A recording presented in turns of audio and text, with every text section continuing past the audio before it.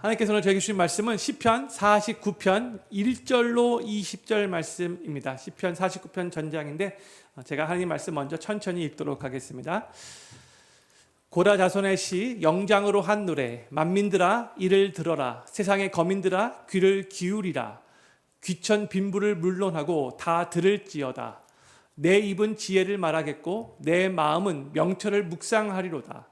내가 비유에 내 귀를 기울이고 수금으로 나의 오묘한 말을 풀리로다.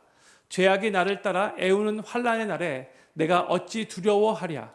자기의 재물을 의지하고 풍부함으로 자긍하는 자는 아무도 결코 그 형제를 구속하지 못하며 저를 위하여 하나님께 속전을 바치지도 못할 것은 저희 생명의 구속이 너무 귀하며 영영이 못할 것임이라.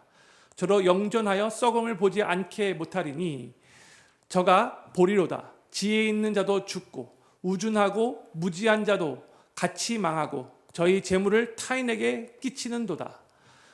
저희의 속 생각에 그 집이 영영이 있고 그 거처가 대대에 미치리라 하여 그 전지를 자기 이름으로 칭하도다. 사람은 존귀하나 장구치 못함이여 멸망하는 짐승 같도다. 저희의 이 행위는 저희의 우매함이나 후세 사람은 오히려 저희 말을 칭찬하리로다. 양같이 저희를 음부에 두기로 작정되었으니 사망이 저희 목자일 것이라. 정직한 자가 아침에 저희를 다스리니 저희 아름다움이 음부에서 소멸하여 그 거처조차 없어지려니와 하나님은 나를 영접하시리니 이러므로 내 영혼을 음부의 권세에서 구속하시리로다. 사람이 치부하여 그 집 영광이 더할 때에 너는 두려워 말지어다. 저가 죽음에 가져가는 것이 없고 그 영광이 저를 따라 내려가지 못함이로다. 저가 비록 생시를 자기를 축하하며 스스로 좋게 함으로 사람들에게 칭찬을 받을지라도 그 역대의 열조에게로 돌아가리니 영영이 빛을 보지 못하리로다. 존귀에 처하나 깨닫지 못하는 사람은 멸망하는 짐승 같도다. 아멘. 오늘 시편 49편 말씀을 같이 나누는데 오늘 저희가 나누는 이 시편 49편의 표제어는 고라 자손의 시 영장으로 한 노래입니다. 저희는 시편 41편부터 49편까지 계속 고라 자손의 시를 나누어 왔어요. 이제 시편이 제1권부터 제5권까지 그렇게 구성되어 있는데 시편이 41편부터 제2권이 시작이 되었는데 제2권에서는 이제 이 시편 49편이 마지막 고라 자손의 시이고 시편 제3권에 가서 고라 자손의 시가 4편이 더 있습니다. 이 시편 49편은 잠언적 성격을 가지고 있는 교훈시입니다. 그래서 시편이지만 마치 잠언을 읽는 것 같이 그렇게 느껴지셨을 거예요. 이 시편 49편이 쓰여진 목적은 우리 인간은 언젠가 다 죽어서 이 세상을 떠날 것이다. 근데 그때 죽을 때 아무것도 가져가지 못할 것이다.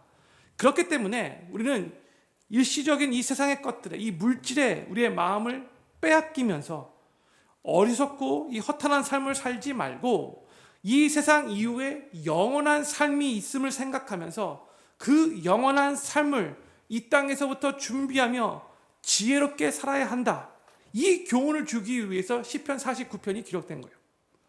그리고 이 시편 49편의 핵심이 되는 두 가지 단어는 바로 죽음과 물질입니다.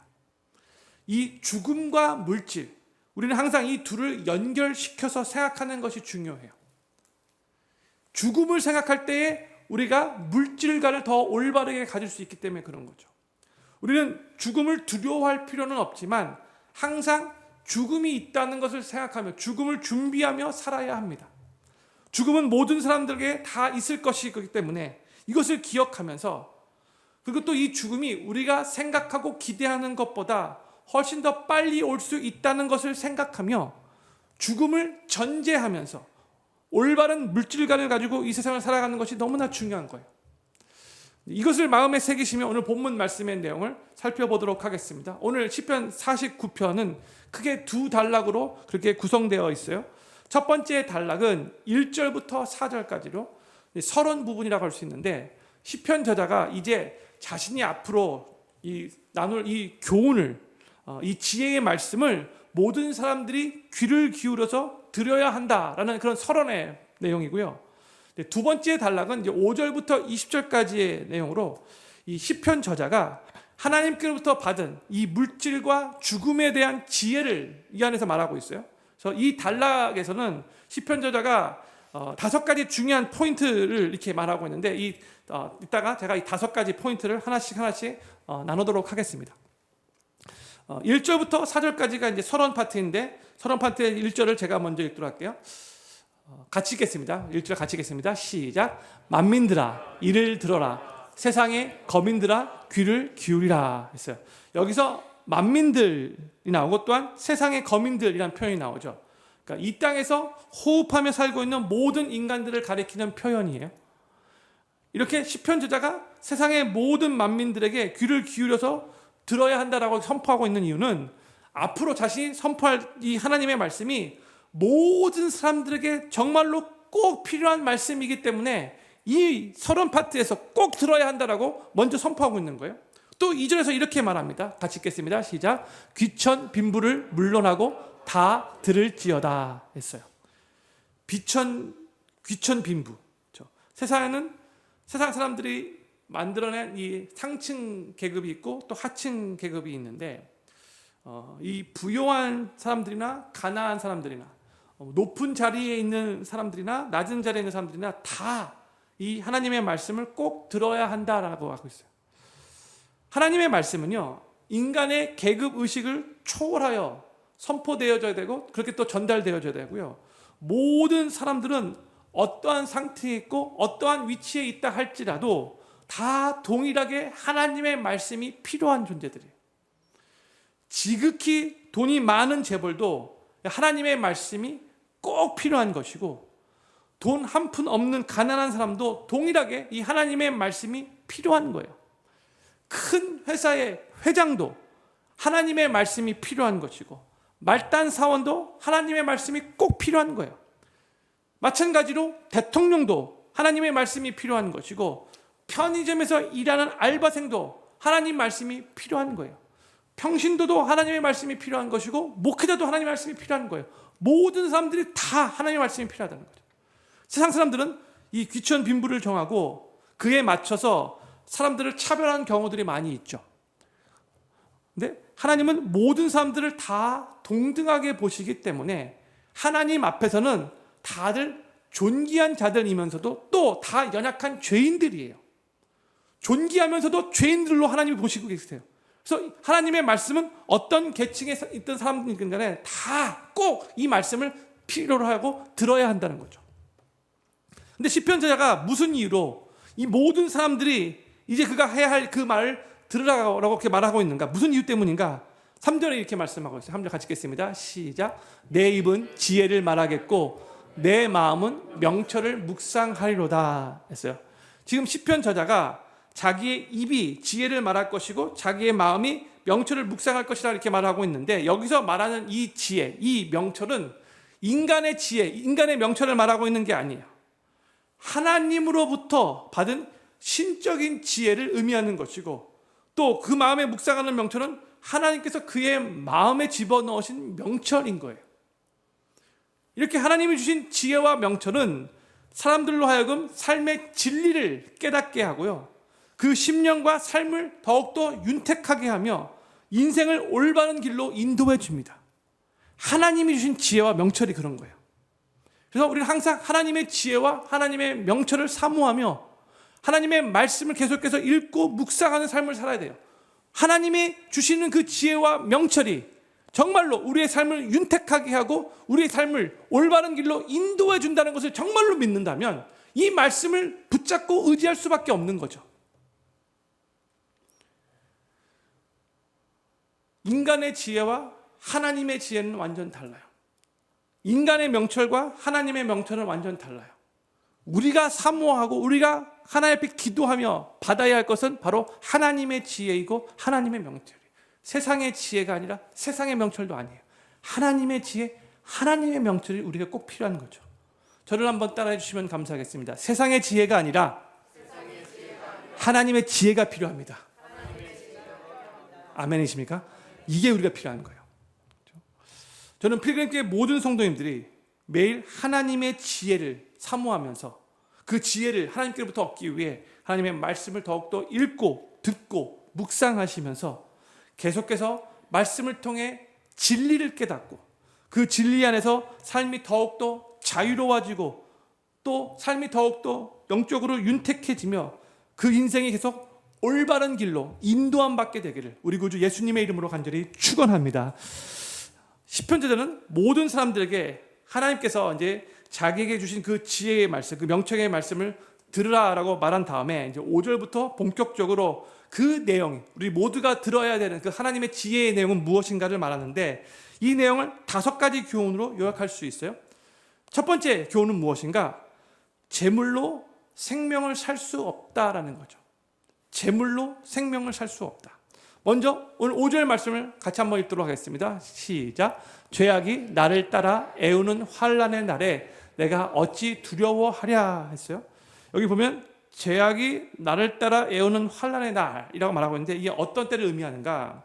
먼저 여기서의 죄악은요, 하나님의 사람들이 연약해서 범하는 그런 죄를 의미하는 것이 아니고요, 세상 사람들이 하나님의 사람들에게 행하는 악행, 불의를 의미하는 거예요.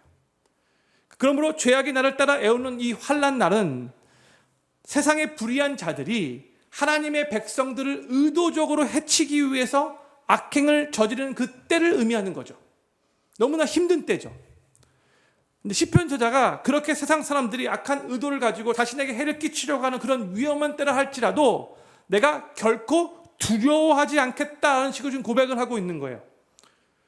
그런데 시편 저자가 지금 이렇게 고백할 수 있는 이유는 그가 원래부터 아주 용감한 사람이고 아주 담대한 사람이어서가 아니라 하나님께서 그의 마음 중심과 삶 중심에 계시기 때문인 거예요. 그가 그렇게 두려워하지 않겠다라고 이렇게 고백한 것은 자신의 삶에 재물이 많이 있기 때문에, 내가 부자이기 때문에가 아니라 하나님께서 그의 인생의 창조주가 되시고 또한 하나님께서 그의 인생의 생명의 주관자가 되시고 그의 생명이 하나님께 달려있다는 것을 믿기 때문에 이런 고백이 나올 수 있는 거죠. 그러면서 시편 저자는 물질로는 사람의 생명을 살 수 없음을 이렇게 7절과 8절에서 표현하고 있어요. 7절 8절 같이 읽겠습니다. 시작. 아무도 결코 그 형제를 구속하지 못하며 저를 위하여 하나님께 속전을 바치지도 못할 것은 저희 생명의 구속이 너무 귀하며 영영이 못할 것임이라 했어요. 다시 7절 말씀. 아무도 결코 그 형제를 구속하지 못한다 이렇게 말하고 있어요. 여기서 사용되고 있는 구속하다라는 이 말은 돈을 지불하고 구원하다, 구출하다, 구하다 이런 그런 의미, 구속이라는 의미라고, 리딤이라는 의미라고 말씀드렸죠. 그리고 여기서 말하는 속전은 영어로 이제 랜섬인데 구하기 위해서 지불하는 돈이 속전인 거예요. 여기서 시편 저자가 뭘 말하려고 하는 거냐면 인간이 아무리 많은 재물을 가지고 있다 할지라도 심지어 하나님께 돈을 아무리 많이 드린다 할지라도 바친다 할지라도 재물 가지고는 생명의 문제를 해결할 수 없고 재물이 영원히 살아가는데 아무런 영향을 발휘하지 못한다 이런 의미인 거예요. 그러면서 이제 9절에서는 시편 저자가 또 이렇게 말을 해요. 9절 말씀 같이 읽겠습니다. 시작. 저로 영전하여 썩음을 보지 않게 못하리니 했어요. 이게 오늘 시편 49편을 원래 처음에 누가 이렇게 번역을 한국말로 번역했는지 모르겠지만 참 힘들게 번역을 했어요. 이게 한국말로 쭉 개역 한글 읽으면서 와 이게 왜 이렇게 힘들지? 여러 번 영어로 읽고 여러 번 읽을 수밖에 없어요. 다른 번역으로 읽을 수밖에 없어요. 그래서 이 말은 재물이 아무리 많이 있다 할지라도 그 재물이 사람을 이 땅에서 영원히 계속 살 수 있게 못한다라는 그런 의미예요. 예전에 중국의 진시황이 죽기 싫어서 죽는 게 많이 두려워서 영원히 살고 싶다고 불로초를 찾아 헤맸죠. 그리고 자신이 이 황제라는 그 타이틀을 가지고 자신이 가지고 있었던 권세로 별짓을 다 했지만 오래 살고 싶어서 진시황이 몇 살에 죽었는지 아십니까? 49살에 죽었어요. 죽음을 두려워하며 영원히 살고 싶어 했지만 도리어 49세 젊은 나이로 단명했어요. 아무리 재물이 많은 부자여도 재물로는 생명을 살 수 없는 거예요. 그러면서 이제 시편 저자가 두 번째 포인트를 연결시켜서 말을 하는데 두 번째 포인트가 뭐냐가 시편 49편의 두 번째 핵심 포인트는 결국 모든 사람들은 다 죽는다는 거예요. 결국 모든 사람들은 다 죽는다. 시편자는 죽음의 보편성에 대해서 모든 사람들이 다 죽는다는 것에 대해서 10절에서 이렇게 표현을 했어요. 10절 말씀 같이 읽겠습니다. 시작. 저가 보리로다 지혜 있는 자도 죽고 우준하고 무지한 자도 같이 망하고 저희 재물을 타인에게 끼치는도다 했어요.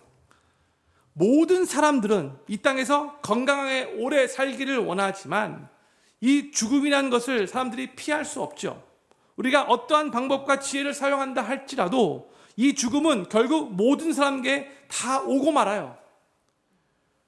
보세요. 여기 결국 지혜 있는 사람도 결국 죽고 우준한 자도 죽고 또 무지한 자도 다 죽는다 이렇게 말하고 있어요. 그러니까 모든 사람들 다 죽는다는 거예요. 똑똑한 사람이나 사람들이 볼 때 정말 아이고 저는 왜 이렇게 바보 같아 그 사람들 다 죽는다는 거예요. 결국 모든 사람들은 다 죽어요. 요즘에 길게 사는 사람은 100세까지 살겠죠. 근데 그것보다 더 먼저 죽는 사람들이 거의 대부분일 거예요. 그렇죠? 100세 시대가 왔다 할지라도. 그렇죠? 또 히브리서 저자도 이렇게 말씀을 해요. 한 번 죽은 것은 사람에게 정한 것이요 그 후에는 심판이 있으니. 모든 사람들 다 결국 죽어요. 그렇죠? 결국 죽을 건데 우리는 마치 우리가 이 땅에서 영원히 살 것 같은 생각으로 이 세상을 살아가는 게 그게 이제 어리석은 거예요. 우리는 항상 우리가 결국 죽는다는 것을 인지하면서 이 땅에서 만약 영원히 살 것 같이 착각하며 살지 않도록 계속해서 매일매일 우리 스스로에게 리마인드 해줘야 돼요. 중소가 너는 결국 죽을 거야. 이 땅에서의 삶이 영원하지 않아. 그렇기 때문에 너는 이 땅에서 하나님께서 허락하신 시간 가운데 최선을 다해서 하나님의 영광을 위해서 살아야 되고 또 이 세상 떠난 다음에 영원한 삶이 있을 텐데 너는 그 영원한 삶을 지금부터 준비하면서 살아야 돼. 이 땅을 떠날 때 하나님 보게 될 텐데 하나님 심판대 앞에 섰을 때에 부끄럽지 않도록 너가 최선을 다해서 오늘도 살아야 돼. 매일매일 이 세상에서의 삶에 끝이 있다는 것을 스스로에게 리마인드 해주며 살아야 한다는 거예요. 이게 지혜로운 삶인 거예요. 이 시편 49편의 세 번째 교훈은요, 죽을 때 모든 재물을 다 그대로 놓고 간다는 거죠. 죽을 때 모든 재물을 그대로 다 놓고 간다는 거예요. 오늘 본문 10절 후반부, 아까 10절 전반부 읽었는데 후반부에 이렇게 저희 재물을 타인에게 끼치는도다. 한국말로 끼치는도다라고 그렇게 말했지만 영어로 하면 they must leave their wealth to others. 그렇죠. 죽으면 자신이 갖고 있었던 그 소유물 하나도 가져갈 수 없어. 빈손으로 왔다가 빈손으로 떠나간 거죠. 그리고 내가 이 세상에 살면서 갖고 있었던 모든 소유는 결국 내가 죽게 되면 다른 사람이 다 갖게 된다는 거예요. 그렇죠? 이게 현실이에요. 이게 이 세상에 있는 동안에는 나의 소유가 될 수 있겠지 몰라도 떠나는 순간 아무것도 가져갈 수 없다는 거예요. 그럼에도 불구하고 사람들은 계속해서 이런 어리석은 생각을 하며 살아간다고 시편자가 11절과 12절에서 이렇게 말씀을 해요. 11절 12절 같이 읽겠습니다. 시작. 저희의 속생각에 그 집이 영영이 있고 그 거처가 대대에 미치리라 하여 그 전지를 자기 이름으로 칭하도다. 사람은 존귀하나 장구치 못하며 멸망하는 짐승 같도다 했어요. 시편자는 사람들이 생각하기를 자기의 집이 이 땅에 영영이 있고 11절 말씀 그 거처가 대대에 미칠 것이다 라고 그렇게 생각하면서 전지를 자기 이름으로 칭한다라고 말하죠. 여기서 전지는 땅을 의미하는 거예요. 그 당시 부자들은요 자신들의 이름이 미래에 계속해서 알려지고 전수되기를 소망하면서 자기 땅에 자기의 이름을 붙여놓는 그런 경우가 있어요. 근데 시편자가 그것을 어리석은 일이다라고 그렇게 지적을 하고 있는 거죠. 그러면서 12절에서는 사람은 짐승보다 존귀하겠지만 결국 다 짐승들처럼 죽을 거다라고 다시 한번 또 말하고 있어요. 결국 모든 사람들은 다 죽게 될 텐데 그러면 사람들이 이 땅에 살면서 소유했던 모든 것들은 죽음 후에 하나도 가져갈 수 없는데 그 소유는 다른 사람 손에 결국 다 넘어가 버리고 말 것인데 우리는 왜 영원하지 않는 일시적인 것에 이 세상적인 것에 미련을 두고 마음을 빼앗기면서 살아가고 있느냐? 이것은 어리석은 것이다. 지금 시편 저자가 우리들에게 그렇게 강력하게 선포하고 있는 거예요. 그래서 10절 13절 또 이런 말을 해요. 13절 말씀 같이 읽겠습니다. 시작. 저희의 이 행위는 저희의 우매함이나 후세 사람은 오히려 저의 말을 칭찬하리로다 했어요. 사람이 세상의 부를 중요시 여기면서 자신의 소유를 영원히 가지고 있을 거라고 생각하며 그렇게 이 세상에서 살아가는 그 행위는 우매한 행위라고, foolish한 거라고 그렇게 말하고 있죠. 그런데 이게 foolish한 건데, 그럼에도 후세 사람들은 오히려 저희 말을 칭찬한다 이렇게 말하고 있어요. 이게 무슨 뜻인가? 이 말은요, 그 우매한 자의 후손들이 그 선조들을 본받아 물질을 인생의 가치관으로 여기는 이 인본주의적 관점에서 그 선조들을 바라보면서 신앙이 없는 그런 모습인 거죠. 그들의 삶을 칭찬하고, 그래서 그 후손들도 그 선조들의 그 동일한 어리석음을 계속해서 반복하여 답습한다는 그런 의미인 거예요. 그러니까 이런 우매한 인생의 모습은 그 한 세대로 끝나는 것이 아니라 그 후손들에게도 계속해서 안 좋은 영향을 주며 반복된다는 의미인 거예요. 그러니까 우리 부모 세대들이, 특히 예수님을 믿는 우리 크리스찬 부모들은, 신앙 있는 부모들은 우리 자녀들에게, 또한 우리 손주들에게 그 재산과 물질을 유산으로 물려주기 위해서 애쓰고 노력하기보다는 먼저 올바른 성경적인 가치관을, 올바른 성경적인 물질관을 영적인 유산으로 우리 자녀들에게, 우리 손주들에게 물려주기 위해서 먼저 그래서 최선을 다해 노력해야 돼요. 우리 자녀들 머릿속에 올바른 물질관이 딱 뿌리내리고 있어야 된다. 이게 바로 신앙을 가진 부모가 간절히 기도하면서 사모하며 추구해야 되는 부모의, 신앙을 가진 부모의 소명 중에 하나인 거예요. 우리 자녀들이 세상의 가치관이 아니라 정말 하나님 말씀에 의한 성경적인 가치관으로, 성경적인 물질관으로 이 세상 살아갈 수 있도록 도와주시고, 그 자녀들도, 손주들도 이 세상을 떠나 하나님 앞에 섰을 때에 하나님께부터 착하고 충성된 종하고 칭찬 들을 수 있도록, 후회하지 않는 삶 살 수 있도록 올바른 물질관, 성경적인 물질관을 가질 수 있도록 주여, 내가 먼저 부모로서 선한 영향을 끼치게 도와주십시오. 이런 기도가 있어야 된다는 거죠. 이제 시편 저자는 14절과 15절에서 이제 네 번째 핵심 교훈을 말합니다. 네 번째 교훈은 무엇인가? 물질을 의지한 자들은 결국 멸망하지만 하나님을 의지한 자들은 영원히 영광을 받는다는 핵심 내용이에요. 이 시편 저자는 이렇게 물질을 의지하며 물질이 자기 자신을 지켜줄 수 있다고 이렇게 우매하게 생각하고 계속해서 물질을 추구하는 자를, 그 삶이 어떻게 될 것인가? 14절에서 이렇게 묘사해주고 있어요. 14절 말씀 같이 읽겠습니다. 시작. 양같이 저희를 음부에 두기로 작정되었으니 사망이 저희 목자일 것이라. 정직한 자가 아침에 저희를 다스리니 저희 아름다움이 음부에서 소멸하여 그 거처조차 없어지려니와 했어요. 이 시편 저자는 이런 어리석은 자들을 양으로 표현하고 있어요. 또 사망이 그들의 목자가 될 거라고 이렇게 말하고 있죠. 이 말은 죽음이, 사망이 그들의 목자가 되어서 그들을 음부에서, 즉 하나님이 없는 곳에서 나가지 못하게 하며 그 음부에서 영원히 지낼 수밖에 없게 만들 거라는 거예요. 누가요? 물질을 의지하며 사는 자가, 그러니까 그렇게 될 거죠. 그런데 그 반대로 이제 정직한 자가 나오죠. 여기서 정직한 자, 정직한 자는 자신의 그 만족을 위해서 물질을 추구하며 물질을 의지하며 그 우매한 인본주의자와 대조되는, 이 땅에서부터 하나님을 의지하며 사는 성도들을 의미하는 거예요. 시편에서도 그렇고 잠언에서도 그렇고 여기서 나오는 항상 정직한 자는 하나님의 뜻대로, 하나님의 말씀대로 살기 위해 최선을 다해 노력하는 하나님의 백성을 의미하는 게 정직한 자인 거죠. 그러니까 하나님을 의지하는 이 정직한 자들은 아침에 저희를 다스리게 될 것이다 이렇게 말하고 있어요.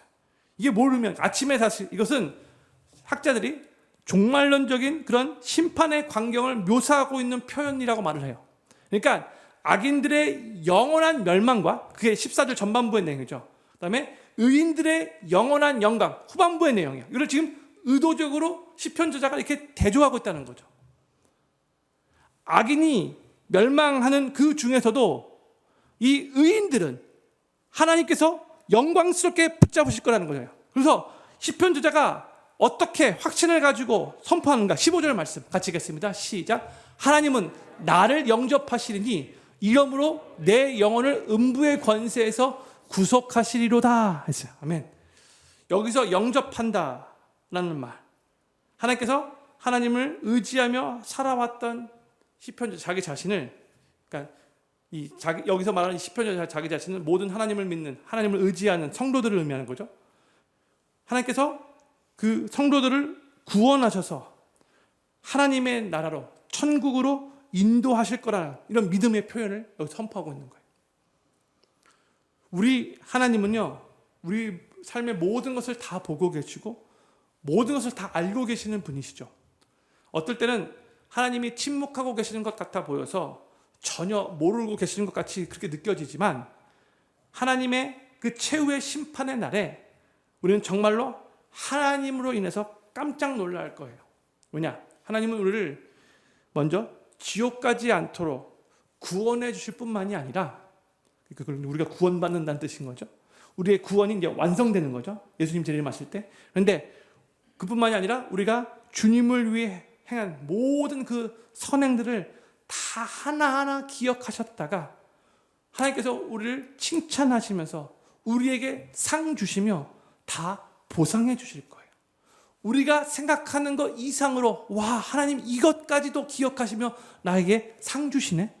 왜냐하면 성경에서 지극히 작은 소자에게 냉수한 그릇 떠준 것까지도 결코 상을 잃지 않을 것이라고 말했거든요. 우리가 주님이 재림하시고 우리가 주님 앞에 섰을 때에 우리가 정말 주님의 영광을 위해 우리가 막 했다고 막 나팔 불고 다니지 않고 정말 겸손한 마음으로 주 앞에 영광되기를 소망하는 마음으로 주님을 위해서 하는 모든 선행들은 하나하나 주님께서 다 기억하셨다가 우리에게 상으로 보답해 주실 거예요. 그때 얼마나 영광스럽게 우리가 주님 앞에서 서 있을 텐데, 나같이 부족한 자를 주님이 이렇게 영광스럽게 보셨군요. 큰 은혜가 임하게 될 거예요. 이게 바로 물질을 의지하는 자들과 정말 하나님을 의지하며 이 세상을 살아가는 자들의 큰 차이인 거예요. 물질을 의지하며 하나님 필요 없어, 나는 물질이 더 중요해, 이렇게 산 자의 그 최후와 하나님을 의지하며 하나님의 뜻대로 살기 위해서 최선을 다해 노력한 자의 그 최후는 하늘과 땅 차이라는 거예요. 그러면서 이제 시편자들은 마지막 5번째 포인트의 내용을 말합니다. 아까 나눈 3번째 포인트와 좀 비슷하지만 5번째 포인트, 현 세대에서 누리는 세상적인 영광은 내세에 아무런 영향을 주지 못한다 하는 뜻이.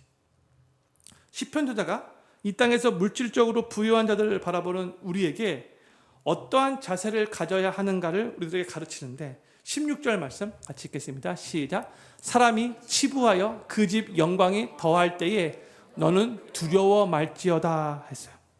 여기서 시편 저자는 이 땅에서 돈을 의지하며 하나님 없이 부유하게, 아주 럭셔리하게 사는 자들을 두려워하지 말라라고 이렇게 말씀하고 있어요. 여기서 두려워하지 말라는 이 표현은 그들이 세상의 부로 인해 누리고 있는 바로 그 힘과 그 영광을 부러워할 것도 없고 그들 앞에서 주눅들 필요도 없다, 이런 뜻인 거예요. 왜냐? 그들의 부는 이 땅에서 잠시 누리는 일시적인 것이기 때문에 그렇다는 거죠. 그들의 부는 여기서만 끝난다는 거예요.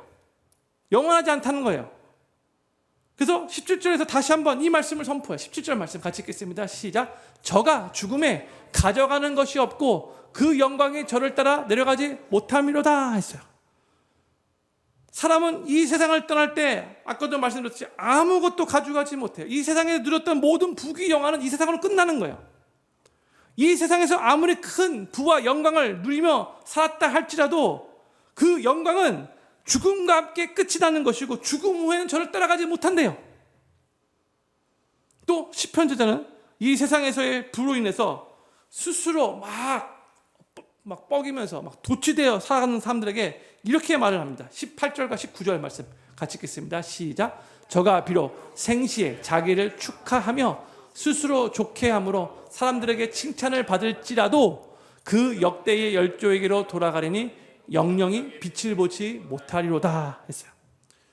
이 세상을 살아가면서 돈이 많으면 자기가 뭔가 된 것 같이 엄청나게 어깨에 힘이 들어가죠.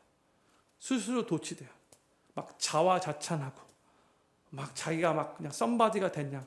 사람들 은근히 무시하고 아주 교만 가운데 빠져요. 물질이 많다는 그 이유 하나만으로. 또 그렇게 막 이 세상은 물질이 많은 사람들을 정말 가장 파워풀한 사람으로 그렇게 바라보기 때문에 막 갑질해도 막 그냥 어쩔 수 없이 막 눈치 보는 그런 세상이기 때문에, 그래서 모든 사람들이 물질 많은 사람들을 부러워하죠.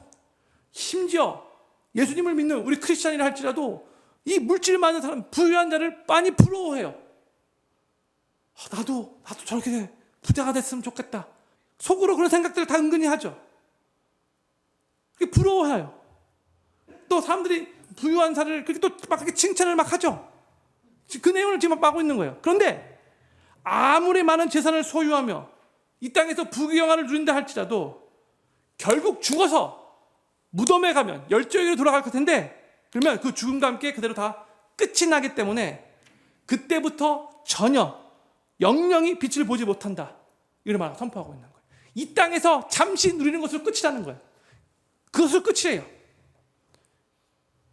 그러면서 오늘 시편 49편의 결론을 20절에서 이렇게 내립니다. 같이 읽겠습니다. 시작. 존귀에 처하나 깨닫지 못하는 사람은 멸망하는 짐승 같도다 했어요. 이 말은 사람이 하나님께서 주신 은혜로 인해 존귀한 위치에 있다 할지라도, 뭐 부유를 누린다 할지라도, 이 시편에서 지금 이 시편 저자가 쭉 말한 이 내용들을 깨닫지 못하고 이 세상을 살아간다면 짐승과 같은 존재일 수밖에 없다라고 선포하고 있어요.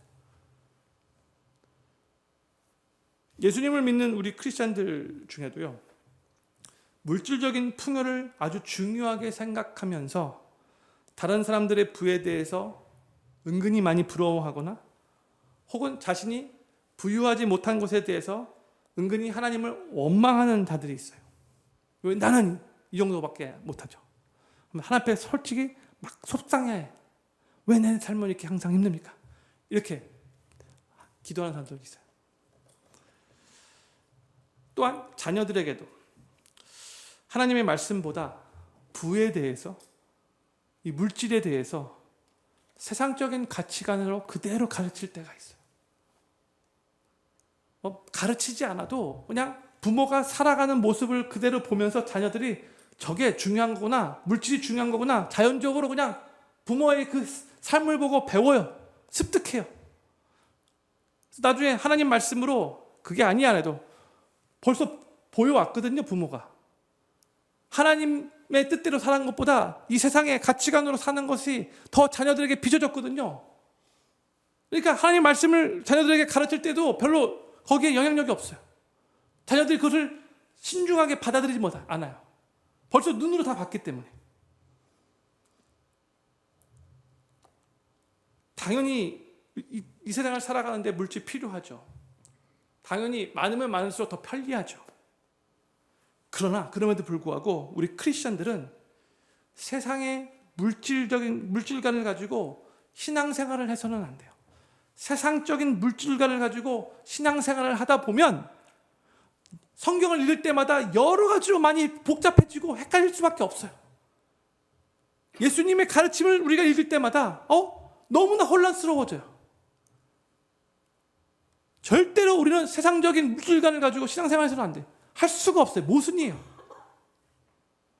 이 세상은 공부 잘해서 좋은 대학 가서, 그래서 돈 많이 버는 좋은 직장 가지고 좋은 집에서 사는 것을 성공한 삶이라고 말하죠. 그런데 성경에서 거듭 우리에게 가르치는 내용이 뭐냐면, 우리는 하나님 나라의 백성이래. 하나님 나라의 백성은 하나님 나라 가치관으로 살아야 한다. 하나님 나라의 백성은 절대로 물질과 하나님을 겸하여 섬길 수 없다. 두 주인을 섬길 수 없다. 이런 하나님을 섬기던가 아니면 물질을 섬기던가 둘 중에 하나이다. 그렇게 가르치고 있죠.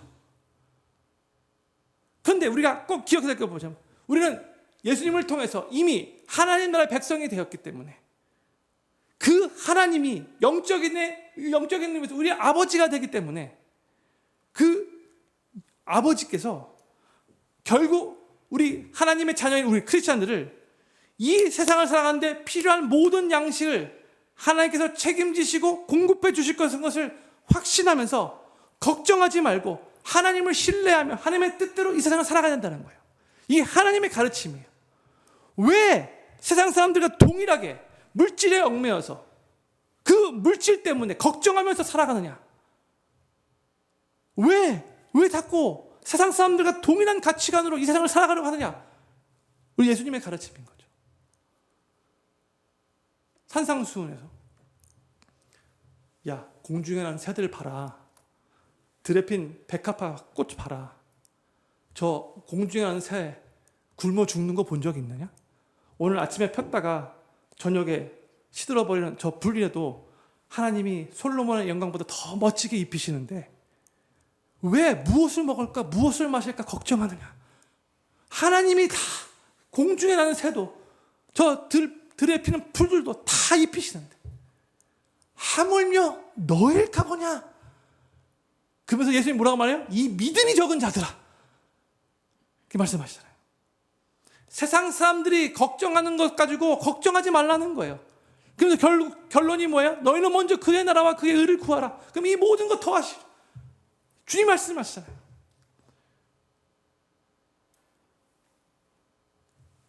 크리스천들은요, 물질과 하나님 사이에서 혼란스러워해서는 안 돼요. 근데 많은 크리스천들이 여전히 물질로부터 자유롭지 못하고 얽매여서 살아가는 경우가 거의 대부분이에요. 그래서 예수님이 이런 연약함을 아시고 우리들에게 거듭 돈과 하나님 두 주인을 동시에 섬길 수 없다라고 말씀하신 거예요. 돈은 삶의 목적이 아니에요. 돈은요, 그저 수단이에요. 그런데 우리는 종종 마귀에게 속아요. 돈이 우리에게 만족감과 행복함을 준다라고 착각하게 만들어요, 마귀가. 결국 돈에, 그래서 우리의 마음을 빼앗길 때가 많고 돈의 지배를 받는 경우들이 많이 있어요. 마귀에게 속는 거예요. 그러나 우리는 성경적인 가치관과 이 성경적인 물질관을 붙잡고 돈의 지배를 받는 것이 아니라 도리어 하나님의 지배를 받아 돈을 수단으로 생각하며 하나님 나라를 위해서 돈까지도 잘 사용할 수 있어야 돼요. 그럴 때 그 삶은 하나님께 칭찬받는 좋은 청지기의 삶이 될 거예요. 사랑하는 필그림교회 성도님들, 성도님들은 죽음을 잘 준비하시면서 하루하루 이 세상을 살아가고 계시는지요? 우리는 죽음을 준비해야 돼요. 죽음을 준비해야 한다는 말은 그게 두 종류의 준비가 있다는 거 아셔야 돼요. 죽음이라는 것을 기준으로 죽음 전의 삶을 위한 준비가 필요하고요. 그다음에 죽음 이후의 삶을 위한 준비가 필요해요. 죽음 전의 삶을 위한 준비는 무엇인가? 내가 언젠가는 갑작스럽게 혹은 질병이나 혹은 노화로 주님이 부르신다면 언제든지 죽을 수 있다는 것을 인지하며 그것을 그대로 인정하고 받아들이며 죽음을 두려워하지 않는 것을 연습하면서 살아가는 거예요. 죽음을 두려워하지 않기 위해서는 우리는 우리의 창조주가 되시고 우리의 생명이 되시고 우리의 생명의 주관자 되시는 우리 예수님과 매일매일 동행하는, 친밀하게 동행하는 삶을 살아야 되는 거예요. 주님과 매일매일 친밀하게 동행하며 살다 보면 그 주님이 계신 그 천국에 가는 것을 전혀 두려워하지 않게 되고 주님 볼 날을 기대하면서 하루하루 이 세상을 살아갈 수 있게 되는 거예요. 그리고 두 번째로 죽음 이후의 삶을 위한 준비는 무엇인가? 하늘의 천국 부활을 사는 삶이에요. 우리는 이미 구원받은 하나님의 백성들이잖아요. 그 구원받은 천국에 보장된 삶을 살면서 주변에 있는 사람들에게 복음을 증거하며 나와 함께 그 천국으로 더 많은 영혼들을 데려가기 위해서 더 많이 예수님을 증거하고 나타내고 또한 더 많이 섬기고 더 많이 사랑하고 더 많이 희생하는 삶을 살면서 우리는 천국에 더 많은 보화를 쌓는 삶을 살아가야 되는 거예요. 죽음 이후에 삶을 준비하는 삶이에요. 주님이 우리를 부르셔서 우리가 주님 앞에 섰을 때에 우리 주님은 그때 큰 칭찬으로 큰 상급으로 우리를 맞이해 주실 것, 이것을 기억하면서 그날을 지금 이 세상을 살면서 준비해 나가는 거죠. 언제 주님이 우리를 부르실지 모르지만 오늘이 될 수 있다는 그 마음으로, 오늘 주님이 나를 부르시면 주님, 나는 주님 앞에 갈 준비되어 있습니다, 이런 마음으로 성도님들 만약 내일 주님께서 우리를 부르신다면, 우리가 이 세상을 떠나야 한다면 지금 준비되어 있는지요? 오늘 계속해서 이 세상에서 10년, 20년 살 것 같이 그렇게 생각하며 살아가는 삶과 내일 주님이 우리를 부르신다면 어떻게 살 것인가, 동일하게 이 세상을 살고 있는가 생각해 보셔야 돼요. 우리는 내일 주님이, 오늘 밤에 주님이 나를 부르실 수 있다는 그 생각 가운데 하루하루 최선을 다해 살아가야 돼요. 이게 죽음을 준비하는 삶이에요. 오늘 밤 안 부르실 수 있죠. 그러나 부르신다 할지라도 주님 앞에 섰을 때 부끄러움 없이 오늘이 이 세상에서의 마지막 날이 될 수 있다라는 그 생각으로 하루하루 그렇게 살아가셔야 된다는 거예요.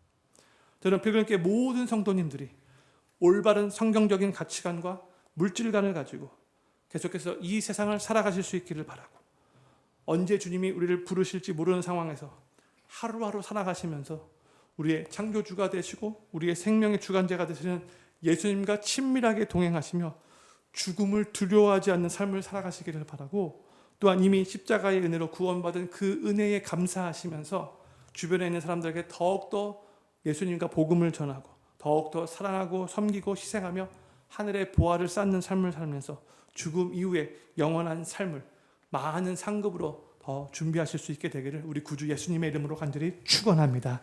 기도 제목 6가지 읽고 기도하는 시간 갖도록 하겠습니다. 첫 번째 기도 제목입니다.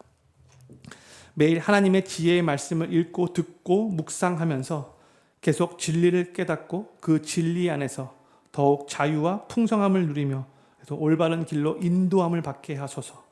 두 번째, 우리 인간은 결국 죽을 것이고 죽을 때에 아무것도 가지고 갈 수 없다는 것을 기억하며 이 세상을 지혜롭게 살아가게 하소서. 세 번째, 신앙을 가진 부모로서 자녀들에게 물질을 유산으로 물려주기 위해 노력하기보다 성경적인 가치관과 물질관을 유산으로 물려주기 위해 최선을 다해 노력하게 하소서. 네 번째, 하나님은 우리를 사랑하시는 아버지이시기에 하나님께서 우리에게 이 세상을 살아가는 데 필요한 모든 양식을 공급해 주실 것을 확신하며 걱정하지 말고 하나님을 신뢰하게 하소서. 다섯 번째, 우리의 창조주가 되시고 생명의 주관자가 되시는 예수님과 친밀하게 동행하면서 죽음을 두려워하지 않고 주님 볼날을 기대하며 이 세상을 살아가게 하소서. 여섯 번째, 이미 받은 십자가의 은혜를 주변에 있는 사람들과 나누며 복음을 전하고 더욱 섬기고 사랑하고 희생하면서 천국의 보화를 쌓는 삶을 살게 하소서. 오늘 시편 49편의 말씀을 우리 마음에 묵상하며 우리 안에 주님이 기뻐하시는 성경적인 물질관, 성경적인 가치관이 깊이 뿌리내릴 수 있게 해달라고, 그리고 오늘이 주님이 나를 부르시는 마지막이 될 수 있던 바로 그날이라고 생각하며 정말 항상 준비하는 그런 심령으로 하루하루 살아갈 수 있게 해달라고 오늘 말씀 생각하면서 이것들을 놓고 합심으로 기도하는 시간 갖기를 원합니다. 기도하겠습니다.